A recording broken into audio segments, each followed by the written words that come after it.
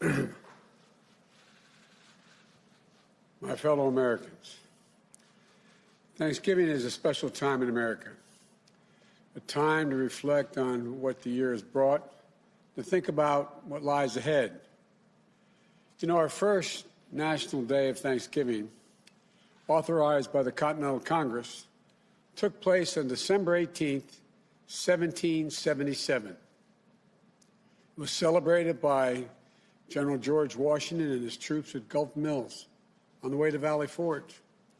And it took place under extremely harsh conditions and deprivation, lacking food, clothing, and shelter. They were preparing to ride out a long, hard winter. And today, you can find a plaque in Gulf Mills marking that moment. Here's what the plaque reads. It says, "This Thanksgiving, in spite of the suffering, showed the reverence and character that was forging the soul of a nation." Forging the soul of a nation. Faith, courage, sacrifice, service to country, service to each other, and gratitude even in the face of suffering have long been part of what Thanksgiving means in America. You know, looking back over our history, you see that it's been in the most difficult circumstances that the soul of our nation has been forged. And now we find ourselves again facing a long, hard winter. We fought a nearly year-long battle with a virus that has devastated this nation. It's brought us pain and loss and frustration. And it's cost so many lives. 260,000 Americans and counting. It's divided us, angered us, set us against one another. I know the country has grown weary of the fight. We need to remember we're at war with a virus, not with one another, not with each other. This is the moment where we need to steel our spines, redouble our efforts, and recommit ourselves to the fight. Let's remember, we're all in this together. Sounds trite to say it, but we're all in this together. For so many of us, it's hard to hear this fight isn't over. And we still have months of this battle ahead of us. For those who have lost a loved one, I know that this time of year can be especially difficult. Believe me, I know. I remember that first Thanksgiving, the empty chair, the silence, takes your breath away. It's really hard to care. It's hard to give thanks. It's hard to even think of looking forward. And it's so hard to hope. I understand.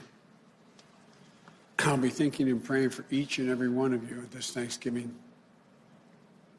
at your Thanksgiving table, because we've been there.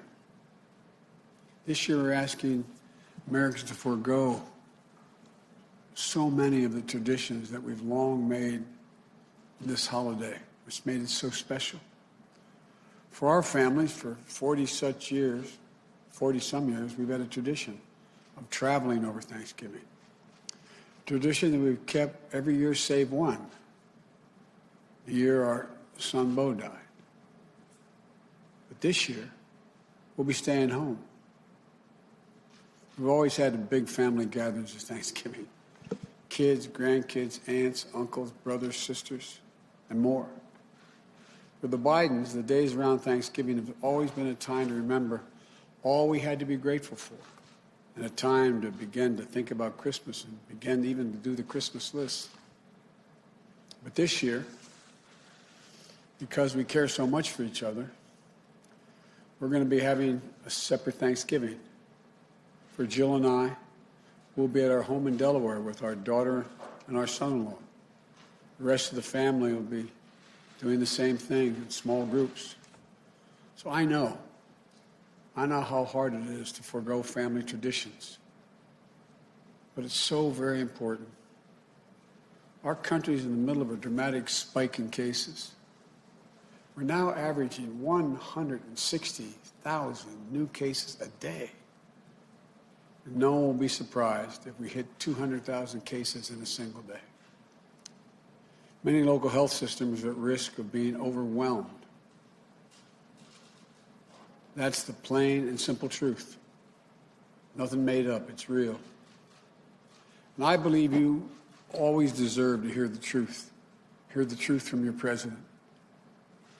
We have to try to slow the growth of this virus. We owe it to the doctors and the nurses and other frontline workers, care workers, who've risked their lives, some lost their lives, put so much on the line in a heroic battle in this virus against it for so long. You know, we owe that to our fellow citizens who need access to hospital beds and care to fight this disease. We owe it to one another. It's literally our patriotic duty as Americans. It means wearing a mask, keeping social distancing, limiting the size of any group we're in. Until we have a vaccine, these are the most effective tools to combat the virus. Starting on day one of my presidency, we will take steps that will change the course of this disease. More testing will find people with cases and get them away from one another, slowing the number of infections. More protective gear for businesses and our schools to do the same, reducing the number of cases. Clear guidance will get more businesses and more schools open. We all have a role to play in beating this crisis. The federal government has vast powers to combat the virus. And I commit to you, I will use all of those powers to lead a national coordinated response. But the federal government can't do this alone. Each of us has a responsibility in our own lives to do what we can do to slow the virus. Every decision we make matters. Every decision we make can save lives. None of these steps we're asking people to take are political statements. Every one of them is based on science, real science. Now, the good news is there has been significant record-breaking progress made recently in developing a vaccine. And several of these vaccines look extraordinarily effective. And it happens that we're on track for the first immunization to begin by late December, early January. Then we'll need to put in place a distribution plan to get the entire country immunized as soon as possible, which we will do, but it's going to take time. I'm hoping the news of the vaccine will serve as an incentive to every American to take these simple steps to get control of the virus. There's real hope, tangible hope. So hang on. Don't let yourself surrender to the fatigue, which I understand it is real fatigue. I know we can and we will beat this virus. America's not going to lose this war. We'll get our lives back. Life is going to return to normal, I promise you. This will happen. This will not last forever. So yes, it's been a really hard year, particularly hard for over 250,000 people and their families. But I still believe we have much to be thankful for. There's so much to hope for, much to build on, much to dream of. Here's the America I see, and I believe it's the America you see as well. America that faces facts, an America that overcomes challenges, an America where we seek justice and equality for all people, an America that holds fast to the conviction that out of pain comes possibility, out of frustration comes progress, and out of division, unity. You all know in our finest hours, that's who we've always been, and that's who we shall be again. For I believe that this grim season of division, demonization, is going to give way to a year of light and of unity. Why do I think so? Because America is a nation not of adversaries, but of neighbors. Not of limitations, but of possibilities. Not of dreams deferred, but of dreams realized. I've said many times that this is a great country We are a good people. This is the United States of America. And there's never been anything we've been unable to do when we've done it together. Think of what we come through as a nation. How many things we've come through? Centuries of human enslavement, cataclysmic civil war, exclusion of women from the battle box, world wars, Jim Crow, the long twilight struggle against Soviet tyranny that could have ended not in the fall of the Berlin Wall, but in nuclear Armageddon. Look, I'm not naive. I know that history is just that, history. But to know what came before, what's come before, what's happened before, can help arm us against despair. Knowing that previous generations got through the same universal human challenge that we face. The tension between selfishness and generosity, between fear and hope, between division and unity. And what was it that brought the reality of America into closer alignment with the promise of reality, justice, and prosperity? Sounds corny, but it was love, plain and simple. Love of country. Love of one another. We don't talk much about love in our politics. The political arena is too loud, too angry, too heated. To love our neighbor as ourselves is a radical act. It is what we're called to do. We must try. For only in trying, only in listening, only in seeing ourselves as bound together in what Dr. King called the mutual garment of destiny, can we rise above divisions and truly heal. Look, we all know America's never been perfect, but we've always tried to fulfill the aspiration of the Declaration of Independence, that all people are created equal, created in the image of God, and we've always sought to form a more perfect union. What should we give thanks for this season? Well, first, let's be thankful for democracy itself. In this last election, the one that just took place, we've seen record numbers of Americans exercise their most sacred right, that of the vote, to register their will at the ballot box. Think about that. In the middle of a pandemic, more people voted this year than have ever voted in the history of the United States of America. Over 150 million people cast a ballot. Simply extraordinary. Many of them waiting in line 5, 6, 7, 8 hours to vote.